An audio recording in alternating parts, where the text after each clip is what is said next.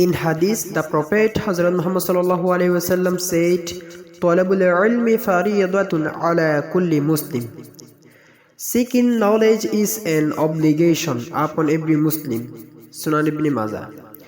This highlights that education is not just a personal benefit, but a collective need for the well-being of society. In conclusion, madrasa education plays a crucial role in shaping individuals who are not only knowledgeable but also committed to their faith, community, and society. It is both a religious duty and a means to uplift individuals and communities in accordance with the teaching of the Quran and Hadith. Finally, I wish good health and long life to all present here. Stay well. Assalamu alaikum wa rahmatullah.